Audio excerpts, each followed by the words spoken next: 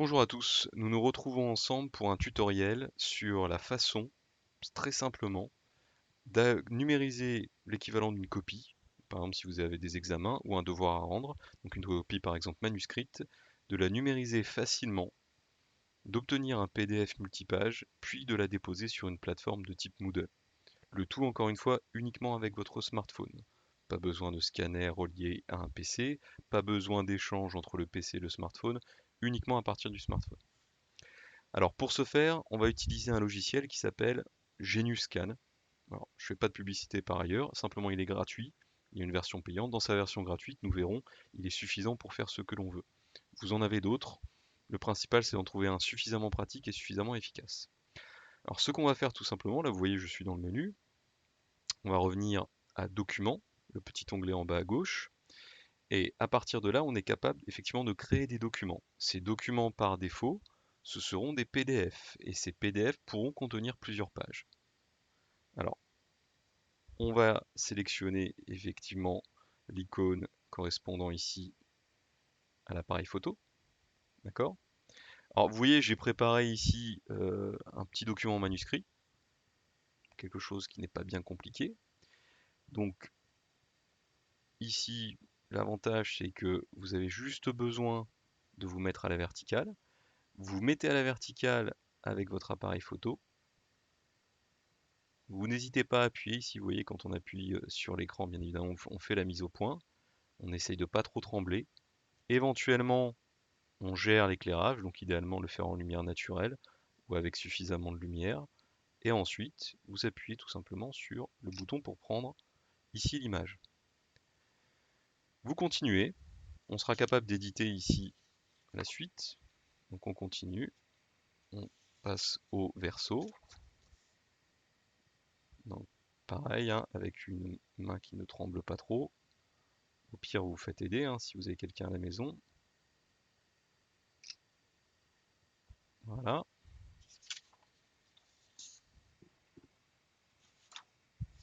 Et par exemple, on peut en prendre une dernière. Si vous avez plus de pages, ça ne change rien, le processus est strictement le même. Voilà. Une fois que vous avez obtenu ces différentes pages, vous appuyez sur la validation, donc tout en bas à droite, d'accord, le petit tic, et vous obtenez ici un document. Alors dans ce document, si vous regardez bien ce qui apparaît, vous avez maintenant accès, en faisant défiler, à vos différentes pages. Donc ces différentes pages, vous avez ici les documents que vous avez scannés et il vous a fait par défaut un traitement. Ce traitement, vous n'êtes pas obligé de l'accepter. Alors typiquement ici, vous voyez, vous avez fait un traitement de type noir et blanc. Vous pouvez, alors ici c'est pas forcément le cas, mais vous pouvez vérifier en tout cas visuellement si ça convient ou pas. Si ça vous convient ce filtre noir et blanc, vous le gardez. Si ça ne vous convient pas, vous cliquez sur le filtre, l'espèce d'onglet tout en bas, voilà, et vous avez la possibilité, donc les filtres sont basiques sur la version de base, mais encore une fois, ils sont suffisants. Donc soit vous mettez aucun filtre, et à ce moment-là, vous avez une copie avec effectivement des niveaux de gris et des niveaux de couleur. Vous pouvez passer en toute couleur, vous pouvez passer en photo. Alors l'avantage de couleur, vous voyez, c'est que par rapport à aucun, il traite quand même les différents types de contraste. C'est-à-dire qu'il va renforcer le contraste, il va supprimer les zones qui vont aller du grisâtre au jaune en passant par le blanc, qui sont dues tout simplement à la réflexion de la lumière sur le papier. D'accord? Donc moi je vous conseille noir et blanc ici, ou éventuellement couleur. Les deux sont assez légers et normalement renforcent le contraste. Voilà. Une fois que vous êtes satisfait, donc imaginons moi je garde ici le noir et blanc, en balayant ensuite avec votre doigt, vous pouvez passer à la suivante. Alors vous voyez la suivante, par défaut il me l'a laissé en photo. Bah, je vais faire pareil, je vais les mettre en noir et blanc et je vois que le contraste me suffit amplement. Si je veux garder des couleurs, encore une fois, je change de filtre ici. Je vous conseille pas forcément de rester sur le aucun filtre, parce que le aucun filtre va tout simplement ici vous occasionner des artefacts. D'accord? De la même manière, en delà des filtres de couleur, vous avez la possibilité de changer le format et la possibilité de rogner. Alors ici, par exemple, c'est un bon exemple. On voit ici qu'autour de la copie, j'ai quand même toute la partie qui correspond à la surface sur laquelle j'ai prise la copie. Donc là, à partir de là, vous pouvez tout simplement En sélectionnant l'un des coins, vous pouvez aller définir le nouvel emplacement. Vous avez même un zoom qui est proposé, vous voyez, avec une petite mire. Vous allez sélectionner pour finalement ne conserver que la partie réellement papier. Et vous faites pareil ici, en haut à gauche. Vous validez et vous obtenez quelque chose qui est encore une fois non seulement extrêmement lisible, mais très propre. Donc je ne vais pas le faire pour les autres, mais vous voyez que ça prend très peu de temps. Encore une fois, en quelques minutes, l'ensemble de ces opérations-là sera effectué. Troisième copie, je vais me la laisser comme ça, je ne vais pas la rogner, c'est pas forcément nécessaire. Et une fois que vous avez terminé, tout simplement ici, qu'est-ce que vous faites? Vous cliquez sur la flèche tout en haut à gauche, voilà, et vous revenez sur votre document. Alors ce document, on peut bien évidemment le modifier. En haut, il y a un nom, donc on va changer le nom. Voilà, donc on peut l'appeler par exemple copie numérique. Voilà, on clique sur OK, on a notre nouveau document. On peut revenir en arrière. Alors si on revient en arrière, on a l'ensemble des documents qui sont présents donc sur notre plateforme. Si maintenant je veux partager un document, alors sous-entendu, partager c'est un certain nombre d'opérations possibles. Donc partager c'est l'espèce de triangle non fermé qu'il y a à côté du nom du fichier. Vous cliquez dessus et vous voyez qu'il vous propose un certain nombre d'options. Alors première chose, il vous permet de vérifier la taille du fichier. Donc cette taille ici est réduite. C'est ce qu'on vous demande. La taille est réduite, mais la qualité est suffisante. Donc vous vous rendez compte qu'il fait à peine plus d'1 méga, qu'il est en PDF, c'est ce qu'on veut. Donc ça sera un PDF qui contient plusieurs pages. Alors si jamais vous voulez utiliser cet utilitaire pour d'autres choses, bien évidemment, vous pouvez produire des JPEG. Mais pour nous, ce qui nous intéresse, encore une fois, le dépôt sur une plateforme, on va choisir le PDF. Ensuite, vous avez les différentes options d'export. Alors dans ces différentes options d'export, vous avez la possibilité notamment de le stocker sur ici l'appareil. Voilà. Vous avez également la possibilité ici de l'envoyer directement par mail, par exemple via un push email. Donc ça, je vous conseille potentiellement de le faire. Si vous avez installé et si vous avez besoin, non pas dans le cadre de la plateforme, mais si vous avez besoin de l'envoyer à un prof ou ce genre de choses, ou d'envoyer à un camarade un autre travail collaboratif, vous pouvez directement à travers cet utilitaire envoyer, à condition que vous ayez paramétré votre adresse mail dans votre gestionnaire d'email ou dans votre gestionnaire Gmail. D'accord? Vous pouvez le partager en Wi-Fi direct, etc. Alors nous, ce qu'on va faire ici, on va vouloir le stocker. Donc on peut le stocker bien évidemment dans le cloud, Dropbox, Google Drive, OneDrive, etc. Là, je vais simplement le stocker dans la mémoire de l'appareil. Donc si je le stocke dans la mémoire de l'appareil, j'arrive sur un explorateur de fichiers, comme il en existe sur les ordinateurs. Vous avez vos différentes sources de stockage, la carte SD, la mémoire interne. Imaginons que je stocke dans la mémoire interne. Voilà, je vais simplement le mettre ici, là où je le souhaite, par exemple dans mes documents. Voilà, donc dans mes documents, une fois que j'ai sélectionné ce dossier, je suis dans mes documents. J'appuie sur sélectionner, il me prépare l'export et il l'a exporté à l'intérieur. D'accord? Voilà. Ça, c'est une possibilité si vous voulez l'enregistrer. Alors maintenant, on va voir comment déposer, encore une fois, sur la plateforme. Donc, on va se rendre sur la plateforme en question. D'accord? Donc là, ici, donc, je me log à la plateforme.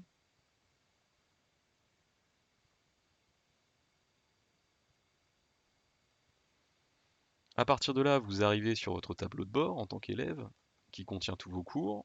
Et là, ici, je vais déposer, donc, dans ce cours que j'ai appelé cours test, je vais déposer donc mon devoir. D'accord? Donc, encore une fois, là je suis sur la version mobile de la plateforme qui fonctionne très bien, qui est très légère et qui, encore une fois, n'a pas de problème particulier. Donc je suis à l'intérieur de cette activité devoir. Je vois ici que c'est un devoir dont la remise est possible jusqu'au 15 avril. D'accord? Je peux rajouter des commentaires, mais surtout n'oubliez pas, mettre des commentaires, ça ne permet pas d'ajouter un travail.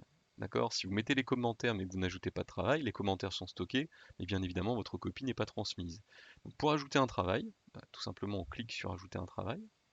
Voilà. Alors première chose, vous le voyez, sur vos plateformes, ce n'est pas forcément obligatoire, mais ici, on a une déclaration sur l'honneur à remplir, indiquant que effectivement c'est un devoir qui a été fait dans le cadre d'un travail purement personnel. D'accord? Donc vous cochez la case pour pouvoir rendre votre travail. Et ensuite, à partir de là, vous pouvez donc avoir accès à ce gestionnaire de fichiers. Donc ce gestionnaire de fichiers, vous cliquez ici par exemple au niveau de la croix, voilà. Et à partir de là, vous pouvez aller voir dans le déposer des fichiers pour regarder justement comment déposer des fichiers. Donc là, vous avez un sélecteur de fichiers. Donc vous allez sélectionner un fichier, choisir un fichier. Voilà. Là, il vous propose un certain nombre de choses. Donc vous pouvez bien évidemment, dans le cas où vous avez directement une source que vous voulez transmettre en direct, vous pouvez très bien reprendre une photo en direct, enregistrer un message. Notez que ça peut être très utile si vous êtes dans un cours de langue, ou sinon vous pouvez aller dans vos documents. Donc on va aller dans nos documents et voir ce qu'il nous propose. Alors ce qu'il nous propose, c'est toutes nos sources, encore une fois, de documents. Parmi ces sources-là, certes, je peux aller chercher les fichiers et donc dans l'explorateur de fichiers, aller chercher le fichier qui m'intéresse. Sinon, tout simplement, mon Genius Scan s'est rajouté ici tout en bas. Donc il s'est rajouté tout en bas, ce qui fait que quand je vais cliquer dessus, je vais avoir accès directement aux documents, enfin à la liste des documents que j'ai numérisés, et ici, en l'occurrence, aux documents que je veux transmettre. Donc je clique dessus, il se charge. Maintenant, si vous regardez bien à côté de choisir un fichier, j'ai bien ici ceci qui apparaît. Je peux éventuellement enregistrer sous un nom particulier, changer l'auteur, la licence, etc. Alors si c'est votre travail personnel, vous pouvez très bien le déposer en tant que tel. Vous mettez déposer.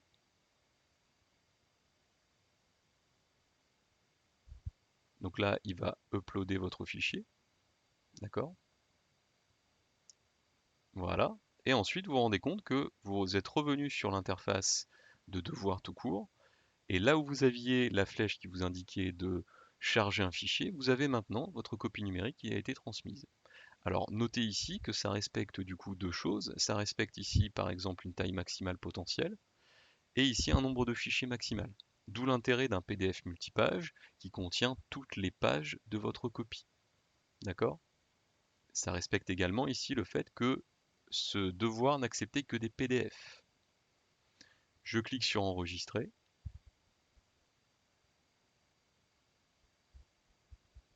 J'attends un petit peu effectivement que l'ensemble soit transmis au serveur. Alors, dans le cas où vous avez un serveur qui peut être surchargé par moment, ce n'est pas grave. Si vous regardez bien, l'étape pour aller rechercher son fichier est très rapide, notamment une fois qu'on l'a testé. Donc ensuite, éventuellement, si le serveur met un peu de temps à répondre, attendez un petit peu. S'il vous renvoie une première erreur, persévérer. Alors quand je dis persévérer, c'est comme dans tout embouteillage, hein. Si vous essayez finalement à chaque fois de redémarrer alors que ça n'a pas bougé, ça ne sert à rien. Vous avez un temps qui vous est donné normalement supplémentaire pour rendre votre copie, il n'y a pas de problème. À partir de là, vous avez une confirmation ici que les travaux ont été remis pour évaluation, qu'ils ne sont pas encore évalués, et vous pouvez même vérifier si vous avez besoin ici que la pièce jointe qui a été mise en copie correspond à celle que vous voulez bien transmettre. C'est pas inutile de le vérifier, hein. Vérifiez que vous n'avez pas transmis votre dernière facture d'électricité ou autre chose, ou votre liste de courses, d'accord? Ou éventuellement votre attestation dérogatoire de sortie par les temps qui courent. Vous pouvez au besoin modifier le travail si vous êtes trompé de fichier ou si vous avez une version plus à jour. Et effectivement, vous pouvez rajouter des commentaires si vous en avez envie. Voilà. À partir de là, votre travail est terminé. Vous vous rendez compte que la phase véritablement, une fois les explications données et une fois que vous l'aurez fait, c'est très simple. On n'a pas bougé ici du smartphone. La plupart des étudiants dans le supérieur ont un smartphone. Donc pour la très grande majorité des élèves, vous êtes en capacité maintenant, rapidement et efficacement, de passer d'une copie manuscrite à une copie numérique rendue sur la plateforme. Voilà. J'espère que c'était clair pour tout le monde. Merci à vous et à bientôt. Alors dernière chose avant de se quitter, Donc on a oublié de regarder ce que ça donnait par rapport justement à la qualité de la copie numérique. Donc en cliquant encore une fois sur le fichier que vous avez remis, voilà ici, vous allez pouvoir avoir accès directement dans un, là en l'occurrence c'est dans un visualisateur, à la copie que vous avez transmise. Donc n'hésitez pas à la vérifier. Là vous vous rendez compte encore une fois que pour un document très léger, hein, je vous rappelle qu'il fait même pas 2 mégas, vous avez véritablement quelque chose de très clair, avec un bon contraste, et qui est une bonne base, soit de correction, soit d'échange d'informations. D'accord? Et le tout, encore une fois, en un temps très limité. Merci à vous.